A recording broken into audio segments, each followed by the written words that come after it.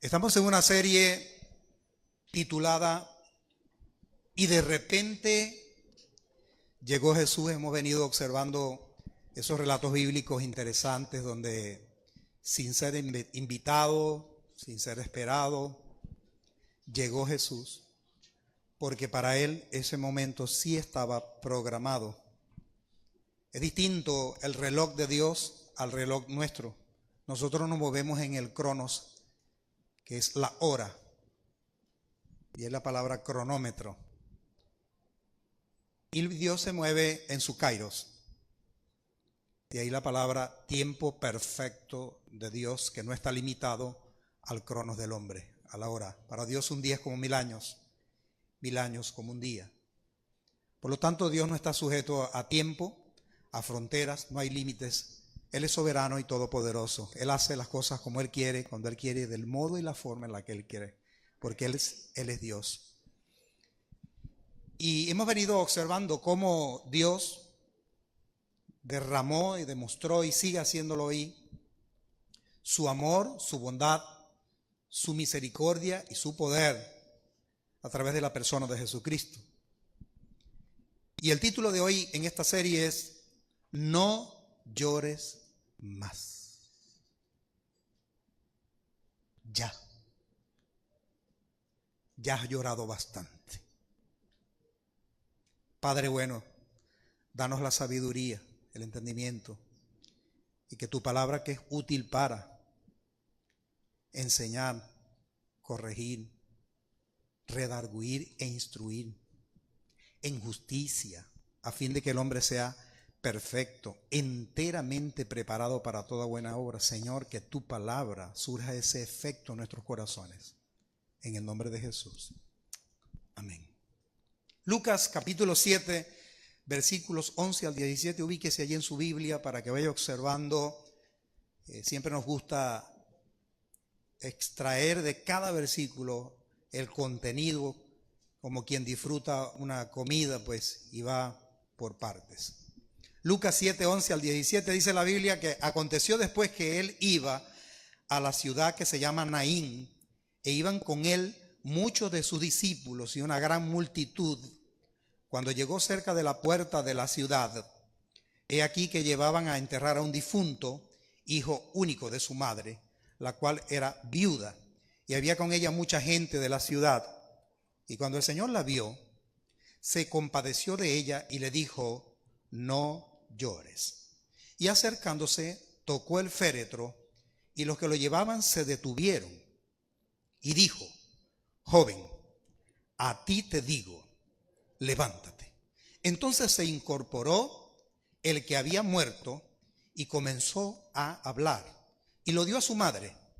Y todos tuvieron miedo y glorificaban a Dios, diciendo: un gran profeta se ha levantado entre nosotros, y Dios ha visitado a su pueblo. Y se extendió la fama de él por toda Judea y por toda la región de alrededor. Qué historia interesante. Hemos venido observando esas narrativas de las historias donde Cristo está involucrado, donde Cristo llega. Y esta historia de la resurrección, como la subtitula allí Reina Valera, allí en el epígrafe dice el hijo de la viuda de Naín. Esta historia solo la encontramos aquí en el Evangelio según San Lucas, uno de los evangelios sinópticos. Sinóptico es la misma visión, tuvieron la misma idea inspirada por el Espíritu Santo. Y Mateo, Marcos, Lucas. Juan no es que está desfasado del resto del evangelio, sino que vio las cosas desde otra perspectiva. De ahí la palabra sinóptico, ¿no? Es decir, Juan sale de esta forma de ver las cosas porque él era muy cercano a Jesús. Lucas, a mí me gusta mucho Lucas, es en la amplitud de las historias, porque cuando observas el capítulo 1, Lucas se detiene para escribir su estudio interesante del libro de los Hechos y de y de su evangelio. Lucas era de los que se daba la tarea de estudiar, de investigar, médico de profesión, un hombre estudiado, por lo tanto conocía la gramática griega, y su léxico pues es más amplio. Por eso siempre me gusta detenerme en la versión de Lucas cuando trato de buscar un relato. También lo leo en otras versiones para hacer las comparaciones. Y me llamó la atención esta historia. La narra Lucas. La certificó porque según el capítulo 1 del mismo Evangelio según San Lucas, Lucas le dice a Teófilo, me he tomado el tiempo y de manera muy exhaustiva, muy meticulosa y muy de pulso, investigué todos los acontecimientos que tienen que ver con Jesús, sus apóstoles y la iglesia. De manera que no es cualquiera aquí el autor, no es la pluma de cualquiera, sino de un hombre estudiado, pero también un discípulo no presencial, pero sí referencial de Jesucristo. Y esta es una historia interesantísima que se dio en un poblado que en la narrativa de Lucas está identificado. Pues dice, aconteció, el versículo 11 dice, aconteció después, viene de otros lugares, que él, es decir, Jesucristo, iba a la ciudad que se llama Naín. ¿Sabe? Naín era un pueblo.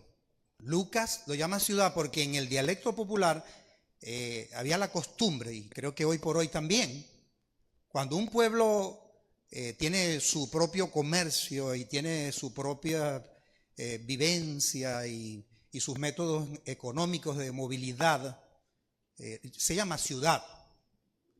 Pero eso es una palabra acuñada generalmente por la misma gente del pueblo. Es decir, a usted le gusta más decir, yo vivo en la ciudad de Tijuana, que decir, yo vivo en el poblado de Tijuana. Parece que es que lo denigra. Entonces tú dices, no, yo no voy a decir poblado, pueblito, pueblo. ¿Dónde vives tú? Yo vivo en la ciudad de Tijuana. Yo lo digo. Y quizás sea porque además es lo que sueño, que se convierta Tijuana en un municipio que maneje sus propios recursos y desde aquí pues el comercio y toda la población pueda tener en sus propios ingresos un gran progreso. Y hacia allá vamos. Municipio Tijuana. Por ahora, municipio Simón Bolívar con 3 parroquias y en una de ellas está este humilde pueblo llamado Tijuana. ¿Sabes cómo está allí? Hago esta explicación porque quiero que veas el poblado de Naín, como Lucas lo llama ciudad. ¿Por qué? Porque ellos eran productores, agricultores y también ellos criaban animales y engordaban. Tenían el becerro, la vaca, el chivo, ¿sí? Bovino, caprino, es decir, tenían su propia productividad y también su propio comercio. Es decir, desde allí emergieron pues los negocios locales, gente de la misma comunidad que montó negocios allí mismo en el pueblo y le vendían a la gente del pueblo y el dinero circulaba allí en la misma comunidad. Por eso Lucas lo llama ciudad, por costumbre y cultura. Pero era un pueblo, pero no cualquier pueblo. Allí va entonces Jesús a ese pueblo. Está a 40 kilómetros de Capernaum y pertenece a la región de Galilea, un pueblo muy conocido.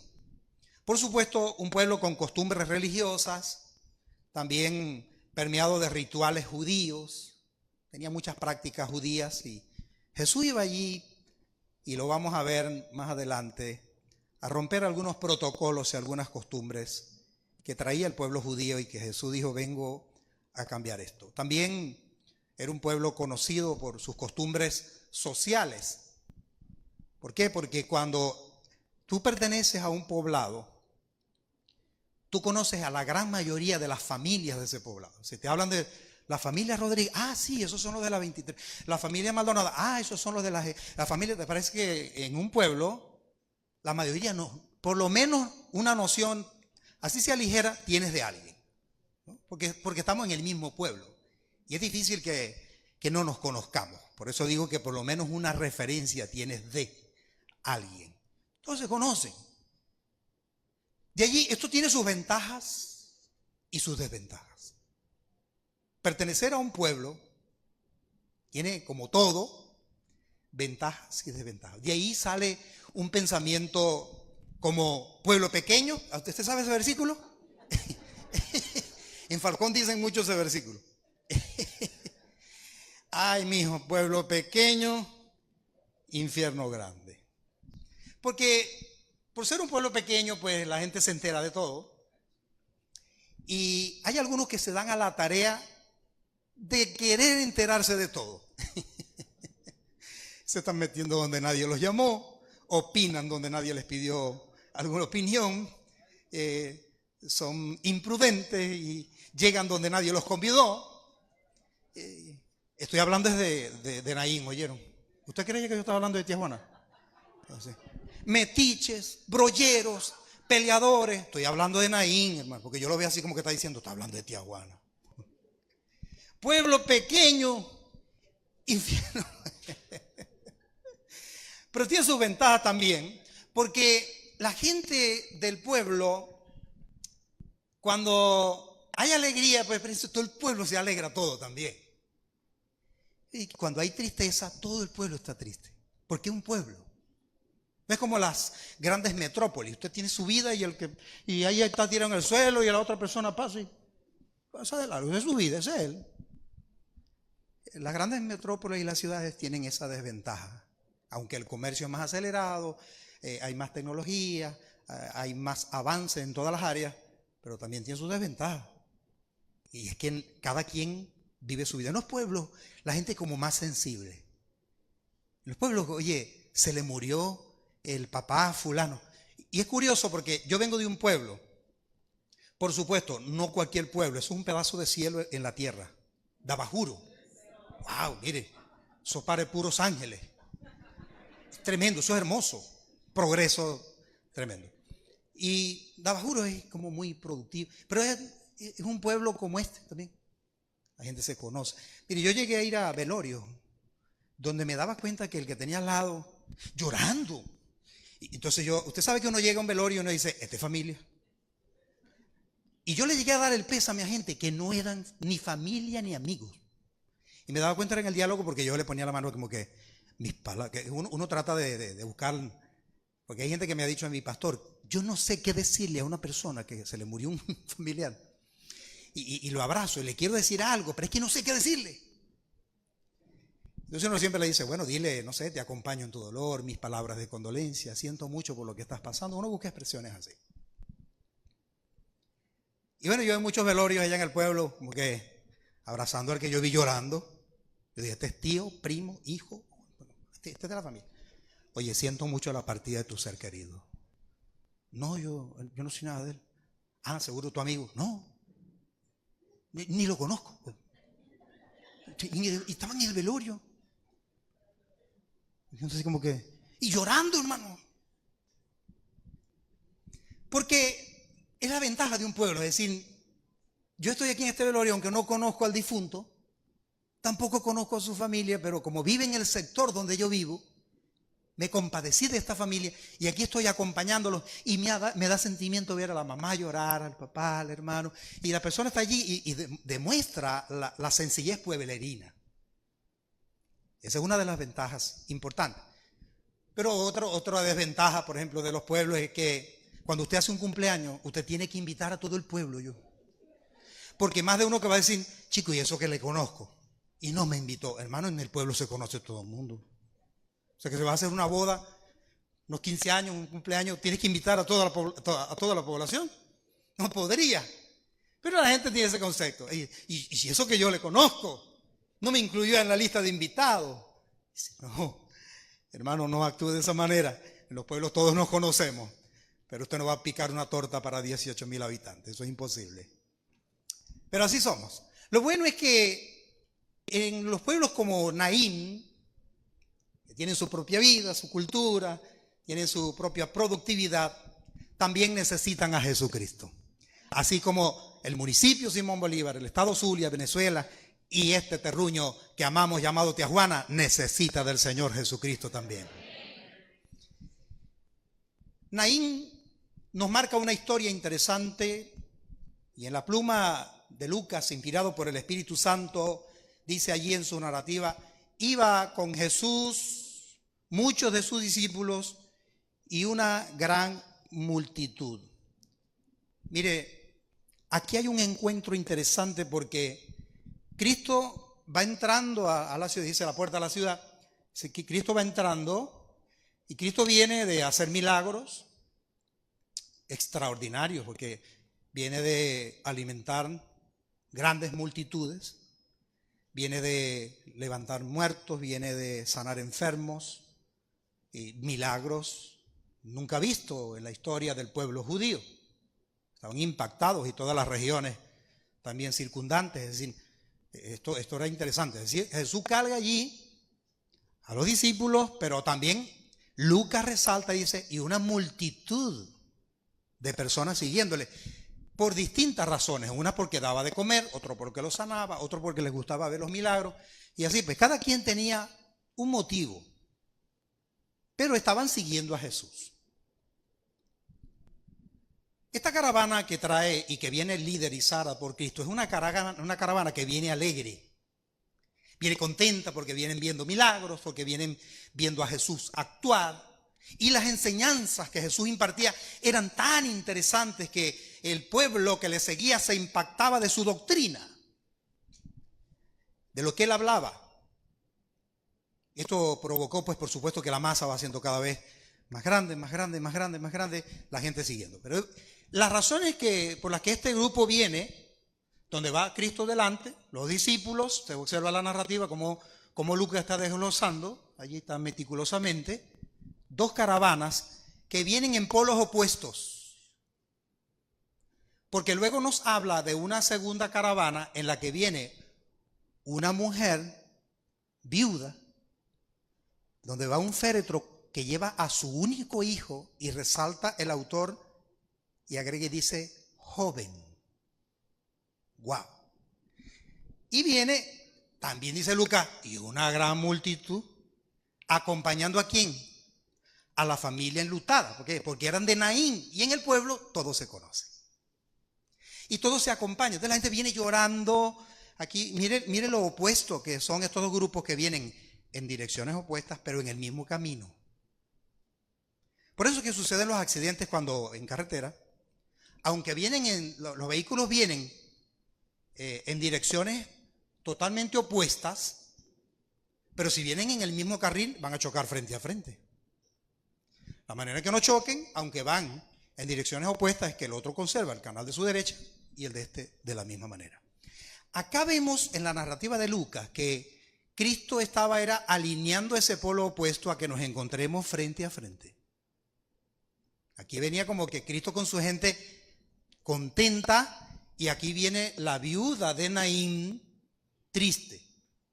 Siempre recuerdo cuando leo estas cosas y las menciono que es inevitable que venga a mi mente esa canción tan famosa y tan linda que colocamos en las temporadas de fin de año. Unos van alegres y otros van llorando. Y eso está sucediendo en esta historia.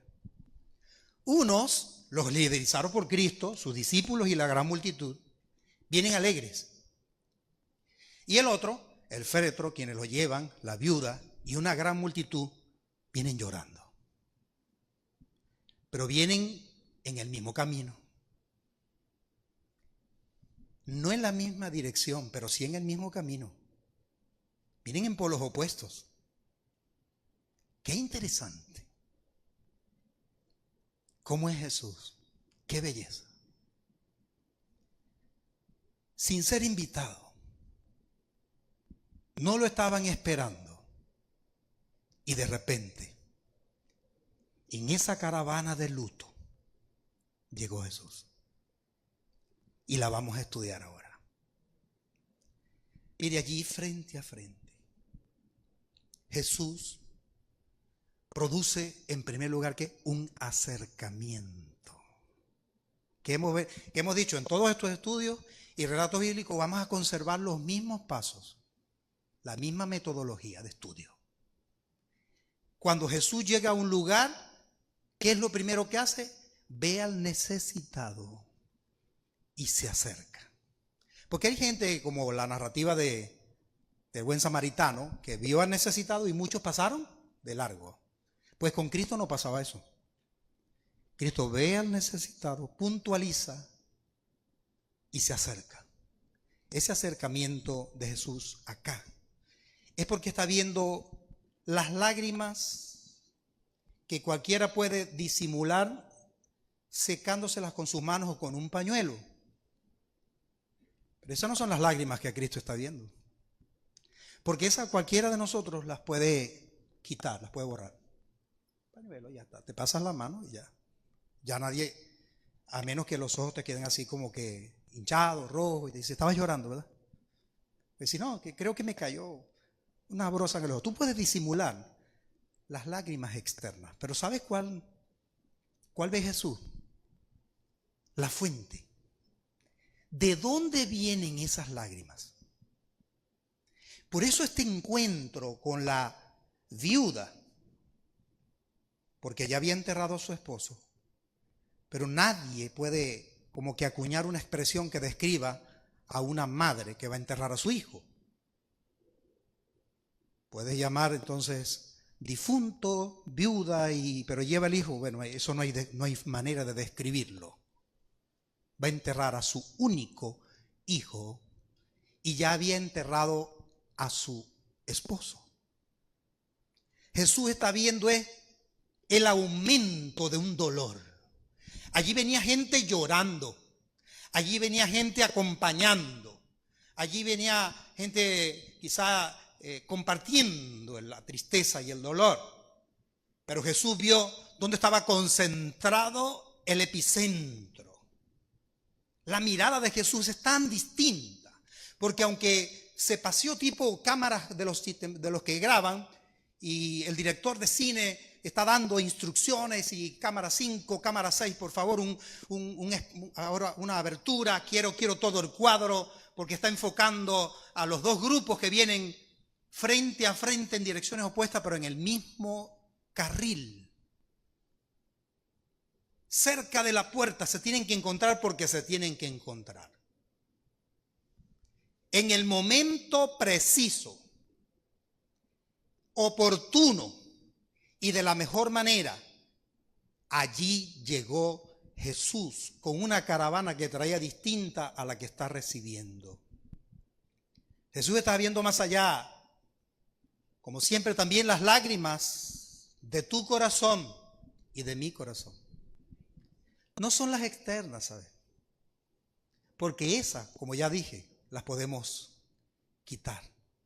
Pero hay un problemita y es que aquí sigo llorando en el corazón. ¿Por qué? Porque sigo sufriendo. Y más bien, tipo Job, no ha superado bien esta mujer la tragedia de haber enterrado a su marido y ahora va rumbo al cementerio a enterrar a su único hijo y de paso joven, empezando a vivir con toda una vida y proyectos por delante, y me imagino el silencio y esa tormenta en la mente de esa mujer que está viendo Jesús, de decir, aquí voy a enterrar ya la última esperanza que me quedaba.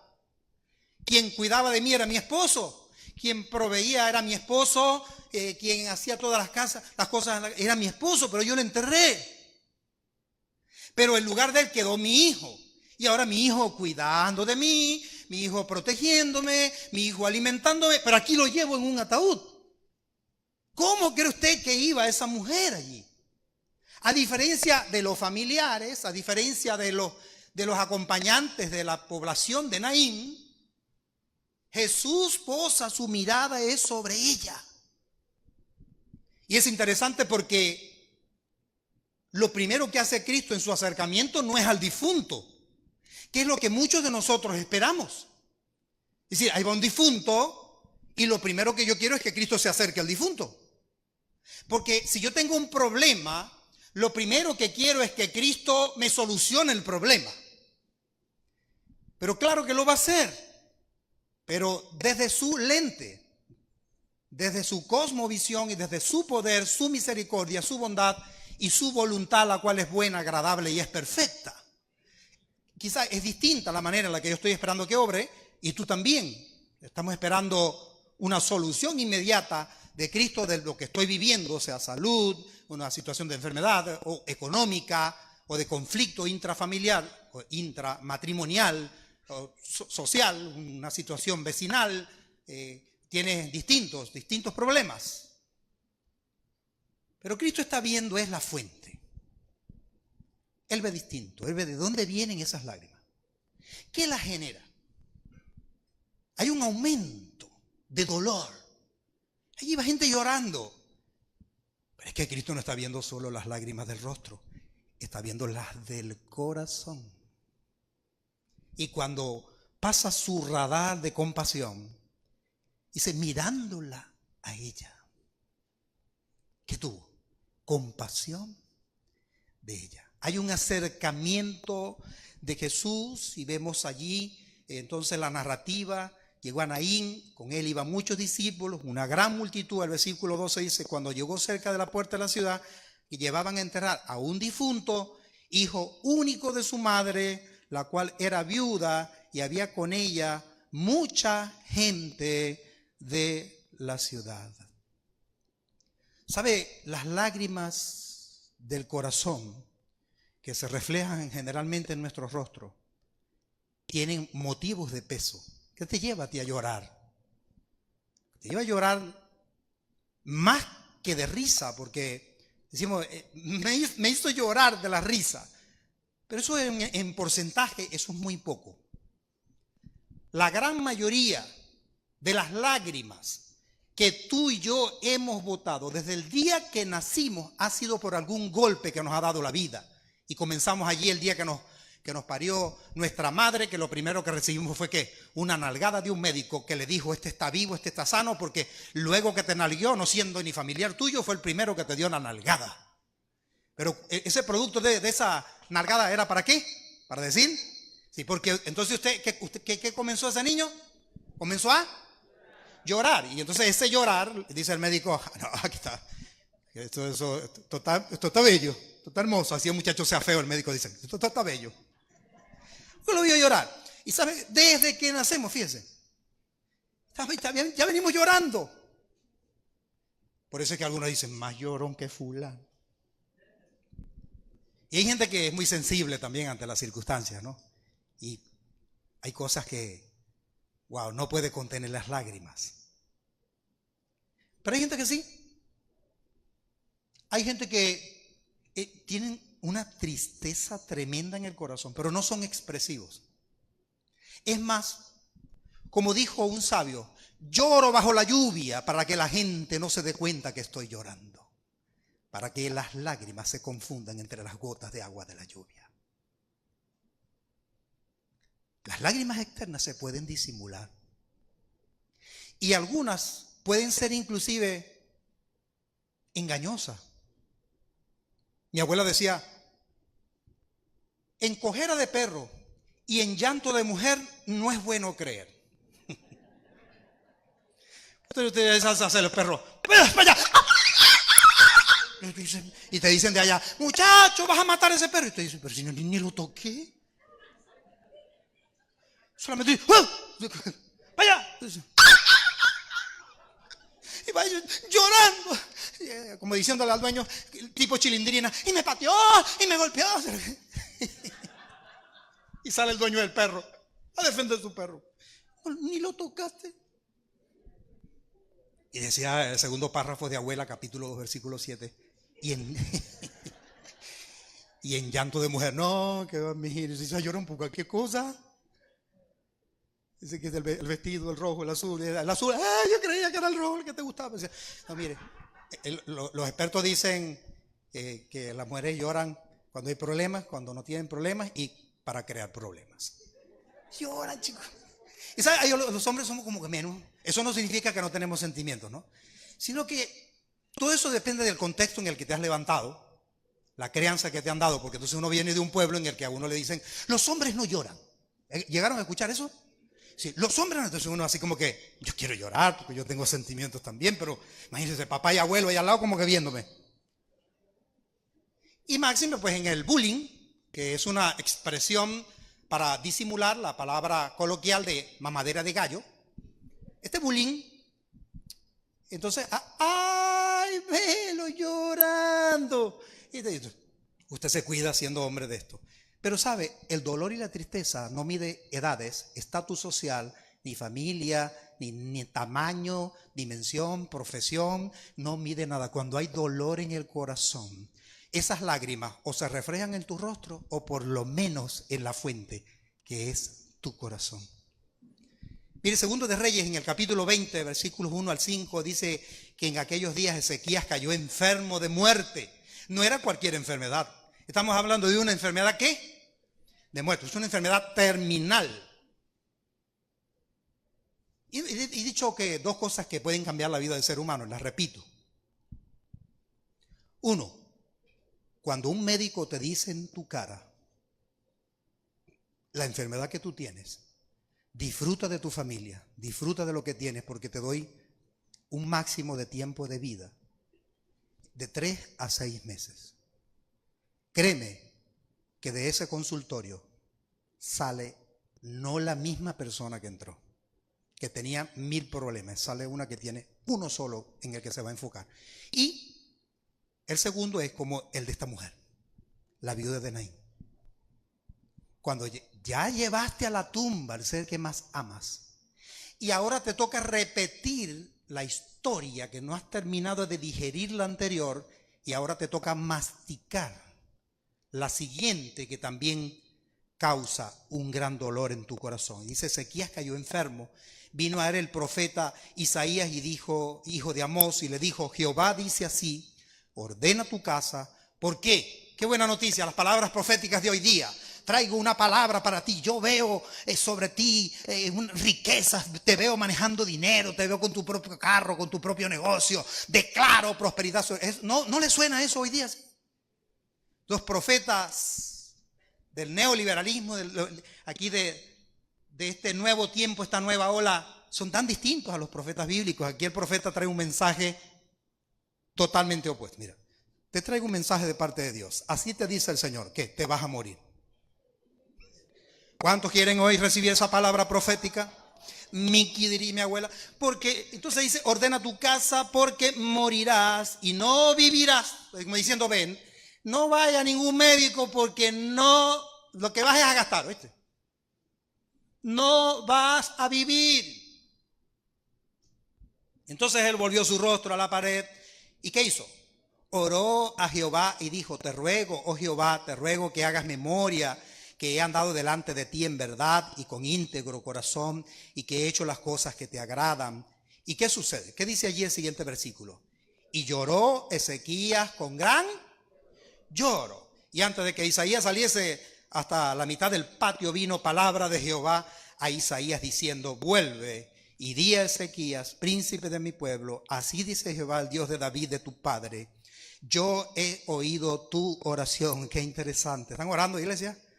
Amén. Y he visto tus, y por eso Dios te trajo en esta mañana. Hoy el Señor está viendo las lágrimas que hay en tu corazón y Él quiere cambiar ese dolor, esa tristeza, esa ausencia que te ha venido causando tantas lágrimas, esa desesperanza. Él quiere convertirla hoy en gozo, paz y alegría, hermanos. El encuentro de Jesús es el que marca la diferencia. Por eso es que lo primero que hace Jesús es un acercamiento. Si tú quieres mostrar tu compasión hacia alguien, tienes que buscar acercarte a ese alguien. Cuando Jesús se acerca a un corazón necesitado, de su intervención también automáticamente Jesús le confronta.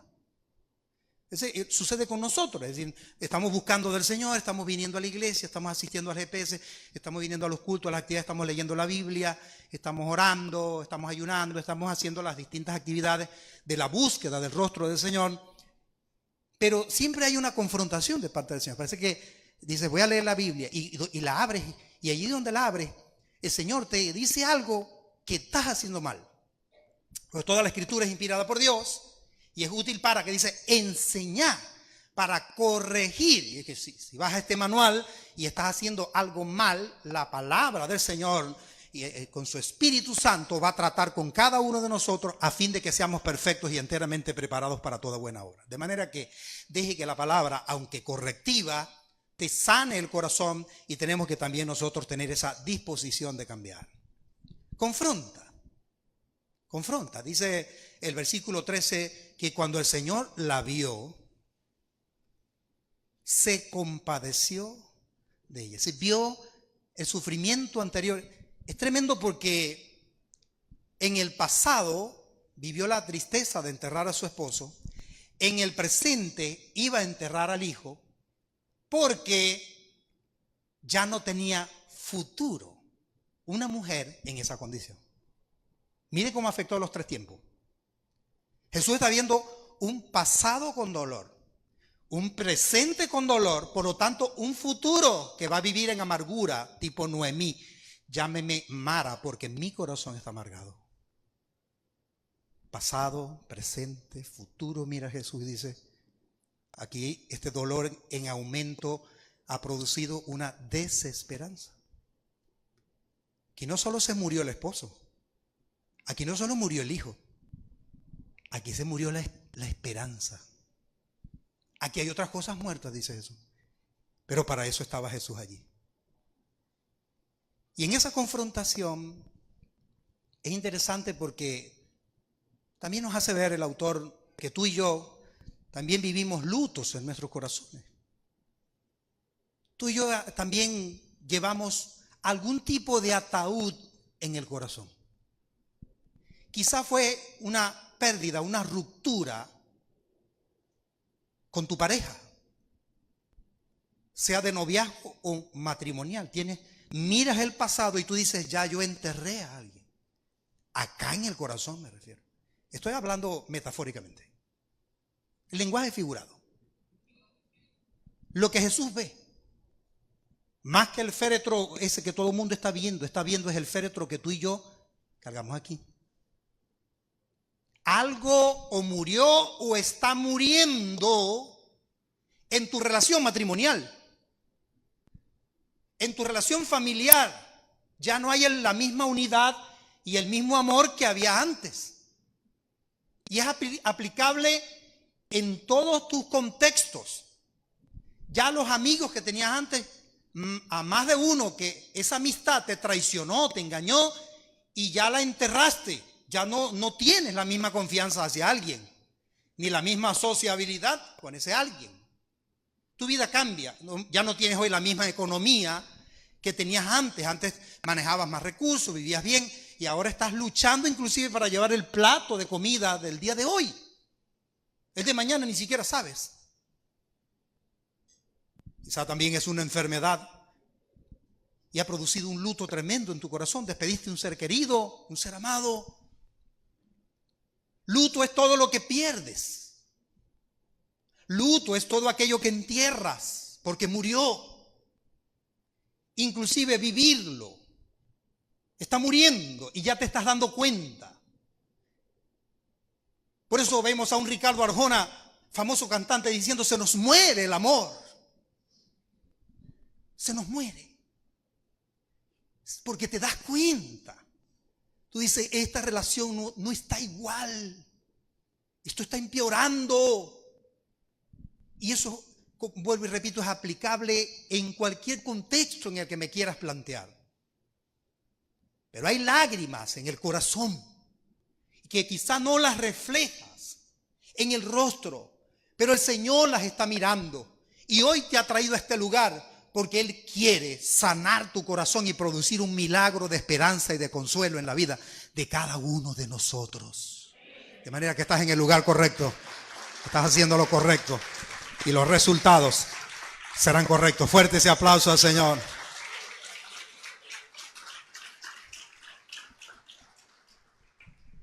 ¿Sabe?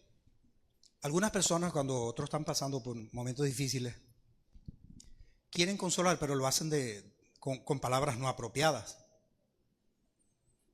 Se murió el papá y entonces usted llegó allá del peso y me dice: tranquilo, que aquí no ha pasado nada. ¿Cómo que no ha pasado nada? Me murió mi papá. Observe las palabras que usted da de consuelo, porque en lugar de consolar, usted puede ofender. Se le muere el hijo y la persona está ahí, tranquilo que eso se supera. Ese es mi hijo, ¿viste? No es el perro, es un tipo por allá que me dio a conocer, es el hijo mío. Y a mí me llama la atención porque cuando nosotros esperamos protocolo en palabras, las palabras de Jesús hacia aquella mujer fueron tan sencillas y en un solo vocablo. Estas hay dos palabritas. Mira, vengo aquí en representación del reino de los cielos. Soy el Hijo de Dios, el Verbo encarnado, el cual posó sobre él la paloma del Espíritu Santo y se oyó una voz que decía: este es mi Hijo amado en quien tengo complacencia. Mira la multitud que me sigue, porque yo soy el Hijo de Dios que vino a sanar, a libertar, y vengo a consolarte. Ese fue el protocolo de Cristo. No llores. Ya. No llores. Porque la narrativa me dice que tuvo compasión de ella. Y le está diciendo: ¿sabes qué? Conozco el epicentro de este tsunami de lágrimas que tú traes. Este terremoto que tiene un origen debajo del mar y que emerge y luego se convierte en una ola que va cobrando fuerza y arrasa con las ciudades y los poblados, y ahí se convierte en tsunami. Y si la ciudad tal fue arrasada por un tsunami, ese tsunami, cuando investigas, tiene un epicentro, un origen, un terremoto. Y tienen que estudiarlo los expertos, porque esto se puede repetir. Tenemos que tomar previsiones y, como diríamos en el dialecto popular, y la culebra se mata es por la cabeza.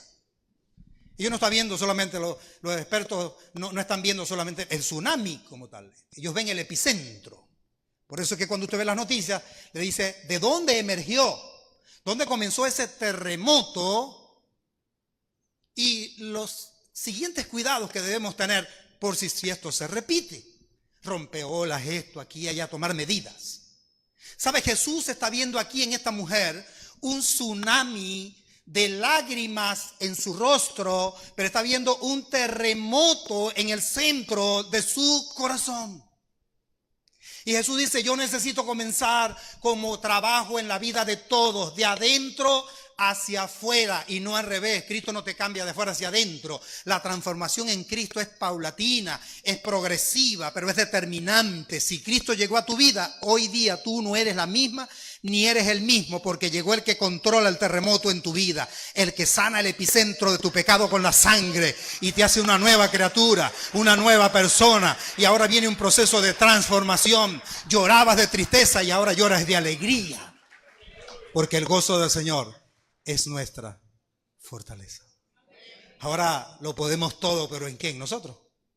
En Cristo. Y si alguno cree en Cristo, nueva criatura es. Ahí el epicentro fue transformado. Ya mi naturaleza no es la misma. Por lo tanto, yo no soy el mismo, ya no vivo yo, vive Cristo en mí.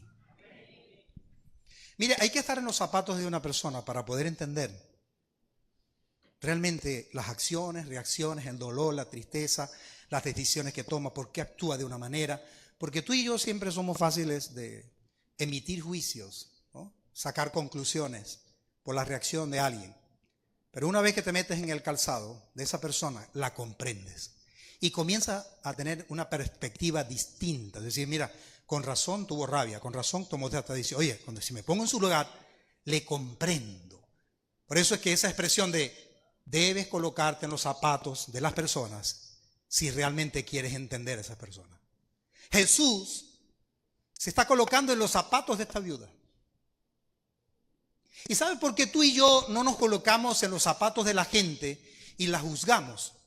Porque en ocasiones esos zapatos nos quedan grandes. Es decir, lo que la persona está viviendo es más grande que lo que tú has vivido. Y por eso no le comprendes, no le entiendes, aunque le acompañas. Porque no es lo mismo acompañar a alguien en su dolor que entender a alguien en ese dolor. Cristo va más allá que un acompañamiento. Va a colocarse en el lugar de una mujer que había enterrado a su marido y una mujer que ahora camino quizá al mismo cementerio, ahora a enterrar a su único hijo en quien tenía sus últimas esperanzas. El protocolo de Jesús, en su acompañamiento: no llores. Yo sé por qué estás llorando. Aquí la gente ya olvidó tus tragedias pasadas, yo no. Aquí la gente va es porque estamos viviendo un dolor presente. Pero el Señor no sufre de Alzheimer como muchos de nosotros, ni tiene trastornos. Él conoce el pasado, el presente y el futuro. Él es el alfa, la omega, el principio y el fin. El que fue, es y será por los siglos de los siglos. Y Él lo sabe todo.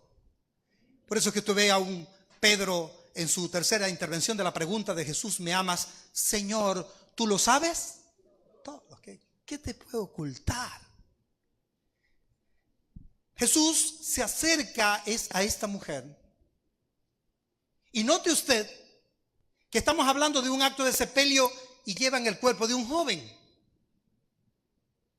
Y Jesús se está acercando a la mujer. Y el ataúd a un lado. La está atendiendo a ella, pulso a pulso. Una mirada tan distinta, tan autodirigida, tan direccionada hacia el corazón más herido que había allí, en ese entorno de una gran multitud. La misma mirada del Señor Jesús que se pasea hoy este auditorio, los que nos están viendo por Facebook, y que ve tu corazón, y que ve el epicentro de ese terremoto que te está produciendo tanto dolor, lo expreses o no, hay tristeza, hay luto en tu corazón, algo está muriendo. Si no, que ya murió. Pero la mirada de Cristo está sobre ti y eso te debe dar consuelo. Y Él te trajo en esta mañana porque Él quiere cambiar tu tristeza. Salmos 35 dice: porque un momento será su ira, pero su favor dura toda la vida. Por la noche durará el lloro y a la mañana vendrá la alegría en Cristo. Aleluya. Dele ese aplauso al Señor. Dice: podré estar llorando mucho tiempo, pero sé que un de repente de Jesús secará las lágrimas, no las del rostro, sino las lágrimas del corazón, la fuente de donde vienen. Porque yo puedo secar estas, pero el corazón sigue produciendo lágrimas. Y sigue produciendo. Y Cristo dice: no, yo necesito el epicentro de este terremoto. Y una vez que Cristo te hace ver a ella: yo sé tu sufrimiento, yo conozco tu dolor, sé de dónde viene. Y voy a trabajar en ello. También desafía la fe de quienes llevan el féretro y desafía la fe aún de la madre. Desafía la fe de la multitud del pueblo que le acompañaba, porque Cristo se acerca al necesitado y Cristo confronta también a las personas como diciendo: yo lo sé todo, yo conozco tu corazón. En todos los episodios de relatos bíblicos te vas a encontrar los mismos pasos. Y Cristo ahora vemos acá que quiere motivar la fe, quiere direccionar la fe de manera correcta y es dirigida hacia Él. ¿Por qué? Porque estos pueblos que tenían costumbres judías, culturas, tenían su fe pero puestas en distintos dioses, circunstancias, y le prendían una vela a la cruz de Taratara y el otro aquí y un cruce y 4 Aves Marías y esto y lo otro, y ellas iban así y tenían sus rituales. Y Cristo está presentándose allí y quiere impactar la vida de esa mujer, quiere impactar la vida de quienes llevaban el ataúd y quiere impactar la vida de la comunidad de Naín y de todos los poblados alrededor. Cuando observas cómo cierra Lucas allá en el versículo 16, dice que toda la comunidad fue impactada. Y es que cuando Cristo llega a tu vida, el primer impacto es la vida tuya, luego tu familia, luego tus vecinos, luego tu entorno social, luego la ciudad, luego las redes sociales. Oye, mire cómo se va expandiendo. Cuando el mundo entero va a ver en tus estados de WhatsApp, en tu Facebook, en YouTube, en todo lo que las redes sociales que tú manejes, va a ver que hay un impacto, hay un epicentro que ha sido transformado con el poder de Cristo y que de alguna manera tú lo vas a querer expresar, vas a enseñarlo. La gente va a ver a Cristo en ti. Y Cristo dice, yo voy a impactar a esta viuda, pero voy a impactar a los que llevan el ataúd, voy a impactar a la comunidad con mi poder. No son los rituales. ¿Qué hace Jesús para causar ese impacto y desafiar la fe? Vemos el versículo 14. Miren la parte A del texto, dice, acercándose. ¿Qué decíamos? ¿Qué es lo primero que hace Cristo cuando ve una necesidad? Ve al necesitado, ¿y qué hace? Se acerca. Confronta, de alguna manera te hace ver que Él conoce tu situación. Yo lo sé. Acercándose, ¿qué hizo? Tocó el féretro. Mire, Levítico capítulo 21, versículo 1. En la cultura judía, y dijimos en la introducción, Naín, una población que tenía mucha religión y cultura de influencia hebrea, judía. Recuérdense que el pueblo hebreo, todo era lo que decía el libro de Levítico y Deuteronomio, la ley. Jehová dijo a Moisés, habla a los sacerdotes, hijos de Aarón, y diles que no se contaminen. Mire, cuando alguien toca un muerto, en el Antiguo Testamento, tocaba un féretro, un ataúd, era considerado una persona que contaminada. Por lo tanto, tenía que retirarse de la comunidad como quien tenía lepra. Eran las leyes morales, de salud y religiosas, establecidas inclusive por el mismo Moisés, dentro de un contexto en el Antiguo Testamento. Y no podemos tratar de sustraer eso y aplicarlo aquí en el Nuevo Pacto, porque ahora nosotros vivimos en el Nuevo Pacto en Cristo. Ya no es cultura, ya no es costumbre, ahora es por fe que tú y yo somos salvos en Cristo. Pero Cristo tiene que atacar aquí todos estos féretros que arrastraban en el corazón. Y un judío como Cristo, acercándose ahora a un féretro y colocando la mano sobre el ataúd, hizo que en el acto, ¿qué sucedió en el acto? En el versículo 14, una vez que tocó el féretro, los que lo llevaban, ¿qué hicieron? Por lógica, es decir, mire, los traen gente con una cultura y una costumbre hebrea, judía, es decir, alguien toca a un muerto, pues sí, tiene que ser separado. Es decir, quienes llevaban ese ataúd tenían que cumplir esa ley de Levítico 21:1, establecida ahí en el Antiguo Testamento. Pero vemos aquí a Jesús rompiendo el protocolo.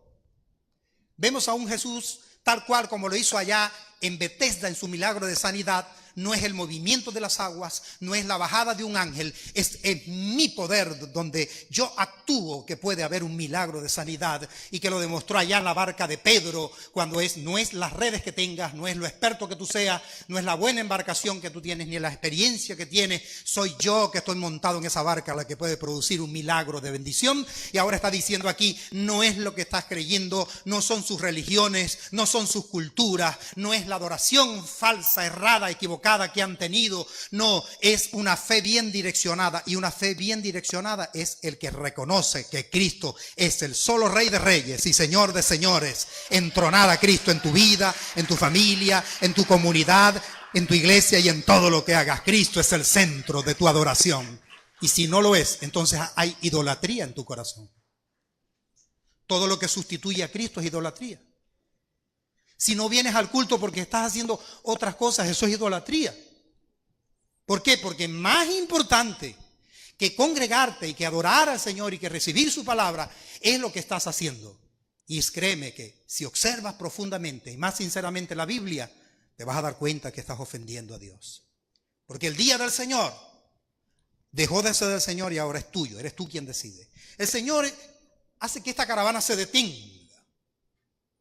Toca el féretro, sin palabras, en silencio, toca el féretro. Qué interesante, porque cuando Cristo toca tu vida, detiene todo, congela todo, porque viene a cambiarlo todo. Alabado sea el nombre del Señor Jesucristo. Por eso es que Pablo dijo, no me avergüenzo de este evangelio, porque el evangelio es poder de Dios para todo el que cree. Porque el evangelio es poder de Dios, sí, pero para todo el que cree. El que no cree no está dentro de ese texto. ¿Crees en el poder transformador del Señor Jesucristo? Pues tienes que humillarte ante Él y reconocer tu condición de pecado, y ahí es donde viene entonces una transformación. Cristo desafía la fe. Está por encima de las leyes, las costumbres. Yo toco el muerto, se van a detener porque necesito que se detengan para lo que voy a hacer. Sabes, tú también y yo hemos vivido circunstancias en la vida en las que nos detenemos.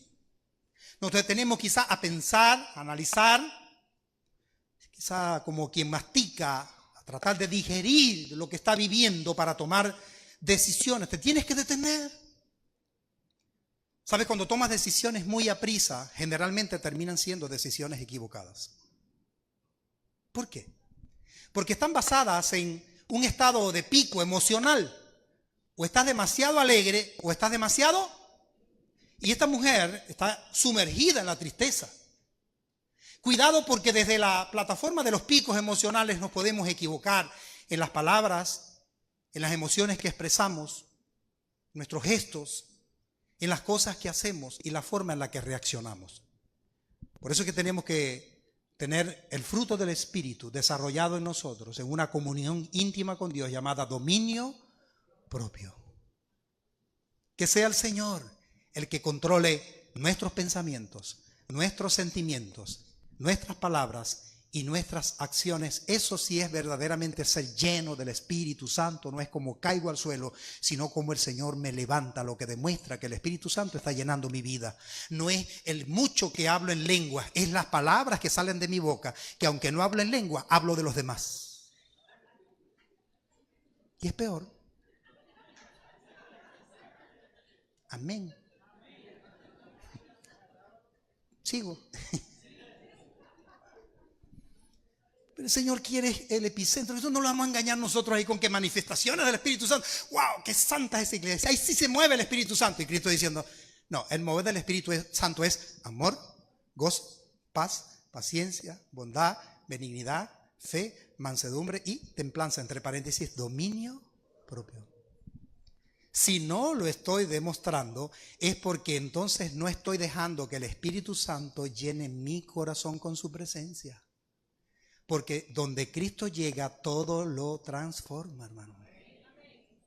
Y si no hay una transformación en mí, no ha habido un genuino arrepentimiento en mi corazón. Y necesito esa confrontación de ese acercamiento de Cristo que desafía una fe al direccionarla de manera correcta.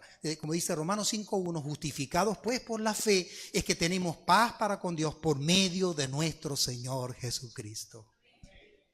Dice el Salmo 40, 1 al 3, pacientemente esperé a Jehová y se inclinó a mí y oyó mi clamor y me hizo sacar ¿de dónde? Del pozo de la desesperación. ¿Cuántos hoy día están sumergidos en ese pozo? Pues estás en luto. Alguien o algo estás enterrando. Se está muriendo. Es el pozo de la depresión. Te ha robado el sueño. Te ha robado la paz. Te ha robado todo. Ya no vives. Aunque tienes vida, pero no estás viviendo. Por lo menos no bien y no feliz. Hasta que llegue Cristo y produzca una transformación en ese corazón dolido. Ese corazón con grietas que hoy han venido aquí a este lugar y Cristo quiere sanarlos. Amén. Denle ese aplauso al Señor. No se quede con las ganas. Luego de la coma me dice también de dónde me sacó. Del lodo cenagoso. Parece que es que mientras más quiero limpiarme, más me ensucio. Porque es un barro pegajoso. Es un lodo de ciénega. Puso mis pies sobre peña. Quiere decir que antes las tenía ¿dónde? En el barro. Y enderezó mis pasos. Lo que significa que antes estaban torcidos. Puso luego en mi boca cántico nuevo. Por lo tanto, quiere decir que la canción repetitiva que salía de mis labios era tan vieja que la gente te dice, ya venís vos otra vez con lo mismo. Muchachos, vos todavía no habéis superado eso. ¿No se ha encontrado usted con gente así? Vos venís hoy con la misma musiquita. Tú necesitas a Cristo, porque Cristo es el único que va a sacar la bandeja del CD, va a transformar, va a limpiar tu corazón y te va a poner en tus labios un cántico nuevo, alabanza que glorifique el nombre del Señor, y verán en esto muchos y temerán y glorificarán el nombre del Señor. Él te trajo porque Él quiere trabajar precisamente en ese epicentro de ese huracán que hay en tu mente, de ese terremoto que hay en tu corazón, que como resultado te hace un tsunami de lágrimas. Lágrimas que el Señor quiere consolar, que quiere transformar, que quiere cambiar, porque Él quiere cambiar nuestro luto en alegría, hermano, en gozo, y no cualquier gozo, porque Cristo dijo: el gozo que yo doy no es como ese gozo que da el mundo, y la paz que yo doy no es como el mundo la da. ¿Cuántos tienen la paz de Cristo en su vida? Aleluya. Esa paz que sobrepasa todo entendimiento te ayuda a cruzar tormentas, te ayuda a pasar por conflictos, por dificultades. Y aunque pases por las aguas, estas no te anegarán, y aunque pases por el fuego, llama no arderá en ti. ¿Por qué? ¿Por quién eres tú? No, porque Cristo va conmigo. Qué importante. Hay un acercamiento, hay una confrontación, hay un despertar en la fe, un desafío a la fe. Detiene el féretro, rompe el protocolo. Y ahora sorprende, ¿cuál es el resultado de un acercamiento de Cristo? Siempre el resultado de donde Cristo llega es impactante, sobrenatural. No puedes tú ser la misma persona si Cristo llegó a tu casa, si Cristo llegó a tu hogar, si Cristo llegó a tu vida. Créeme que en tu casa están viviendo las primeras experiencias de paz, que no la vas a comprar en el supermercado, ni en la farmacia, ni en la bodega. Es la paz de Cristo, que es totalmente opuesta y diferente a la paz del mundo, porque la paz del mundo depende de lo bien que estoy, de las circunstancias tranquilas en las que estoy viviendo. En cambio, la de Cristo es: a pesar de lo que estoy viviendo, tengo la paz de Cristo. Por eso aquel hombre tan famoso cantando, su apellido Orellana, Roberto Orellana, dice: qué lindo es tener la paz de Dios aquí muy dentro del corazón.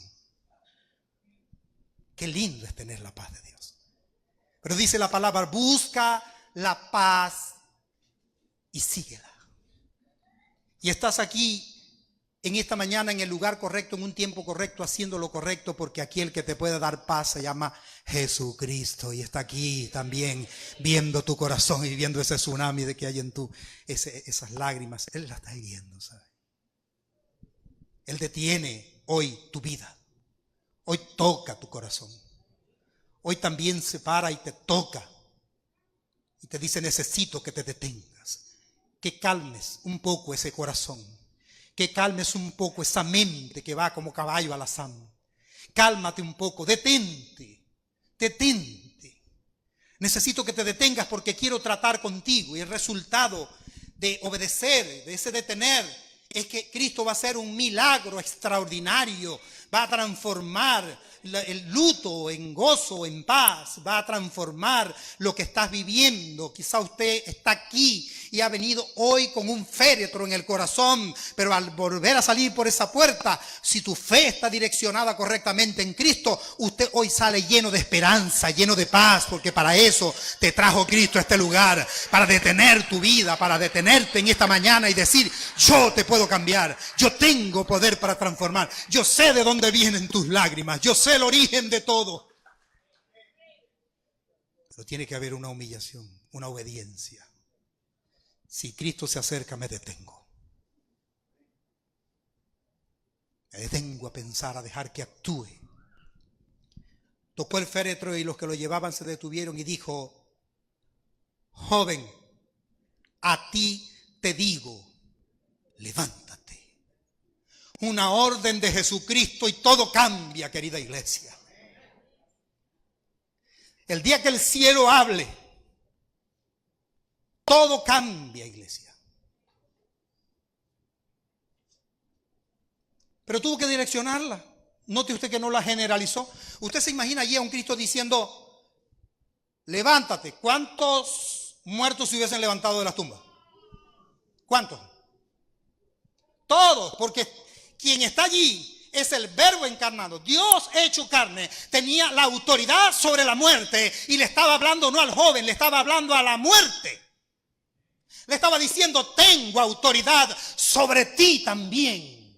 Porque Cristo murió en la cruz, porque le permitió a la muerte que lo tomara, porque Él se despojó a sí mismo, tomando forma de siervo. Él mismo voluntariamente, por amor, se entregó en la cruz y le permitió a la muerte. Por eso Pablo dice, ¿dónde está, oh muerte, tu aguijón? ¿Dónde tu victoria? Si tomaste a Cristo, porque Él te lo permitió.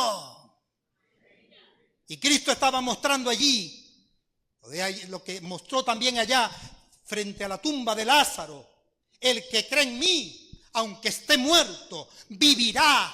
Todo lo que tú creas que haya muerto en ti, el Señor lo puede resucitar, Él lo puede levantar. Él es el que rescata del hoyo tu vida, el que te corona de favores y de misericordia, el que tiene poder para volver a la vida lo que murió o está muriendo.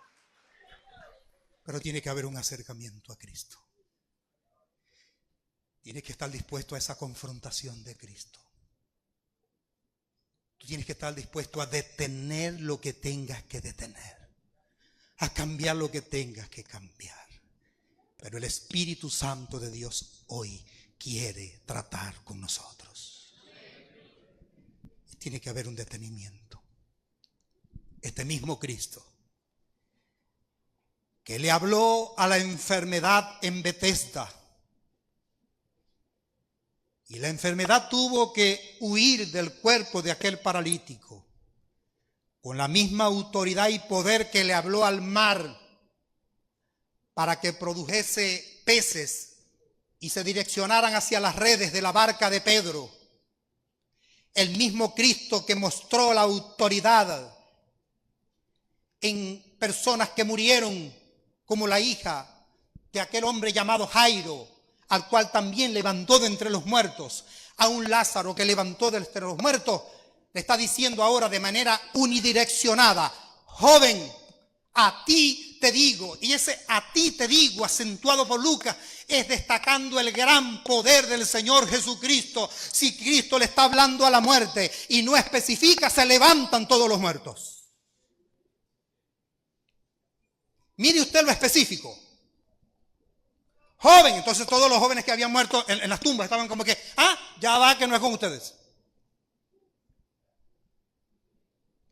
Qué poder, ¿no? A ti te digo. Los demás se quedan quietos. Estaba como que los demás como que asomándose en las tumbas. Ustedes se quedan quietos. A ti te digo. Y sabes, este auditorio podrá estar, mire a su alrededor cómo está. Esto está lleno acá. Pero ese Cristo de Naín está hoy aquí en Tijuana, aquí en Antorcha de Cristo, y te dice: a ti te estoy hablando. No, ay, si hubiese venido mi tío, hubiese venido mi primo, qué buena palabra. No, a ti te estoy hablando porque es contigo que quiero tratar. Alabado sea el nombre del Señor Jesucristo. Es a ti que traje hoy. Es tu vida la que quiero impactar. Es a ti te digo. Y viene el desafío de la fe: levántate. Levántate. Hay una orden, una autoridad demostrada aquí en Cristo. La direccionó. Fue específico, porque estaba mostrando su poder y su autoridad aún sobre el espíritu de muerte que visitó al pueblo de Israel, controlado inclusive por la soberanía de Dios, que tocó las casas y las vidas del pueblo de Egipto, pero ese espíritu de muerte no se atrevió a tocar a los hijos de Israel, que mancharon allí por orden de Dios en las dinteles de las puertas con sangre de cordero, que era la sombra de lo que había de venir, la sangre del cordero de la que habló Juan el Bautista cuando dijo: he ahí el Hijo, el Cordero de Dios que quita el pecado del mundo. Ese tiene autoridad sobre la enfermedad, ese tiene autoridad sobre toda circunstancia económica que tú estés viviendo, tiene autoridad sobre nuestro entorno, la familia. Él es soberano, todopoderoso, y tiene autoridad sobre ese dolor que tú estás viviendo también. Pero tiene propósito, ¿sabe? ¿Para qué ha permitido Dios hasta hoy que lloremos tanto? ¿Qué estará formando en nosotros? Está permitiendo que tú y yo vivamos circunstancias, pero Él sigue siendo el mismo.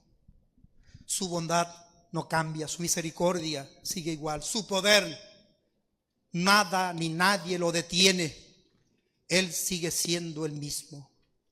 Él conoce tu corazón. Él sabe el ataúd que estás llevando. Y hoy te dice, no llores más. Quiero que de hoy en adelante ores más. No llores más. Y si te toca llorar, que sea de rodillas ante la presencia de nuestro Señor Jesucristo. Pero ya seguir llorando por el problema, seguir llorando por la persona, seguir llorando por la tragedia no va a cambiar nada.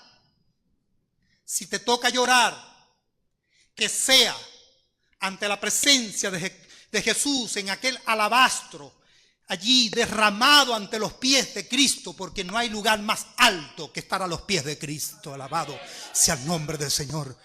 No llores más, ora más, que la oración tiene poder para cambiar. Lo vimos como el profeta Isaías no había salido del patio de la casa y se devolvió por la orden de Cristo, del Señor, que le está diciendo: devuélvete, dile a Ezequías que le voy a añadir vida, que le voy a dar 15 años más, que nadie lo va a tocar, porque su oración y sus lágrimas han llegado ante mi presencia. Y hoy el Señor te está diciendo a ti y a mí también: ¿sabes qué? No solo quiero ver tus lágrimas, quiero ver tu oración como ese perfume que llega ante mi presencia, porque lloras pero no oras. Has descuidado tu comunión con Dios. Y al descuidar tu comunión con Dios se rompe la comunión con la iglesia. Y al dejar de venir a la iglesia se rompe todo. Porque te divorcias del cuerpo de Cristo, que es la iglesia, columna y baluarte de la verdad. Por eso no le permitas al enemigo que tu agenda, tu tiempo, las circunstancias, lo que estás viviendo, tus emociones, todo esto, subordínalo a la autoridad de Cristo. Detente, haz un stop en tu agenda. Di: hoy voy a congregarme porque voy a llenarme de la presencia del Señor. Voy a aprender de su palabra, me voy a llenar de Él, me voy a más y voy a tener una comunión no solo con Dios, sino con su iglesia. Por eso estás aquí en este lugar, hijo. Y Él sabe el ataúd que estás trayendo hoy. Del pasado, del presente, de un futuro lleno de desesperanza. Parece que miras adelante y ves un silencio.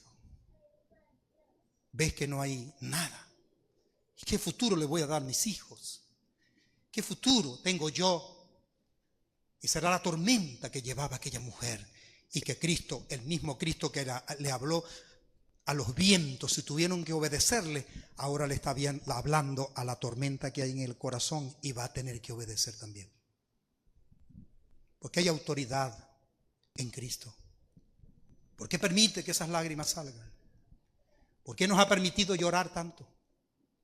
Porque hay propósitos de Dios. Romanos 8:28 dice: y a los que aman a Dios, todas las cosas les ayuda a bien. Y esto a los que conforme a su propósito son llamados. Él está permitiendo que vivamos circunstancias difíciles porque está forjando y formando un carácter en nosotros, una conducta en nosotros, un comportamiento en nosotros desde el epicentro de nuestros corazones. Y la gente está viendo ahora a Cristo obrar en cada uno de nosotros, hermano. Hay una transformación. Lily Goodman dice en su canción: sin dolor no hay ganador. No, sin dolor no hay ganador. Todo cuesta un valor por el cual hay que luchar. A pesar de tropezar. ¿De qué importaría ganar si fue tan fácil llegar a la meta y al final? ¿Qué más habrá? Sí, lo sé. A veces hay que ser golpeado para poder crecer y alcanzar un poco más de madurez, porque no habría forma de saber manejar lo que vendrá. Y aunque el dolor en esos tiempos puede ser tan cruel, pero Dios no nos dejará permanecer allá más tiempo del que podamos soportar. No quieres pasar dificultad, pero a veces servirá para despertar el don que hay dentro de ti. Salir de la comodidad, no te aferres a ese lugar y la meta con firmeza debes avanzar. Sí, lo sé, A veces hay que ser golpeado para poder crecer y alcanzar un poco más de madurez, porque no habría forma de saber manejar lo que vendrá. Y aunque el dolor en esos tiempos puede ser tan cruel, pero Dios no nos dejará permanecer allá más tiempo del que podamos soportar. El Señor te va a sacar en el tiempo oportuno y va a transformar tus lágrimas de luto en lágrimas de alegría y de gozo. Un milagro de esperanza en tu corazón. Cuando hay esperanza, todo cambia. El médico te puede decir, estás enfermo, pero ¿se puede hacer algo? ¿Hay o no hay esperanza? Usted sale de allí, ok, tengo una situación, ya me confrontó. Me acerqué al médico, hay una confrontación, hay un diagnóstico. Pero me dio una esperanza. Y aquí podemos hacer algo. Y cuando usted oye ese podemos hacer algo, su corazón recupera la esperanza. Y me encanta la narrativa porque Lucas dice, a ti te digo, levántate. Entonces se incorporó, verso 15, se incorporó el que había muerto. Y mire el resultado del acercamiento poderoso de Cristo. Y comenzó a hablar. Y lo dio a su madre. Dice ella, aquí está, ¿ves? El epicentro de tu tsunami de lágrimas ha sido solucionado. Pero no por tus rituales judíos, no por tus costumbres, no por tus creencias erradas. Es porque aquí ha llegado nada más y nada menos que el Todopoderoso, el Señor Jesucristo. El que le habla a la muerte y vuelves a la vida. Porque tú y yo también estábamos muertos en nuestros delitos y pecados.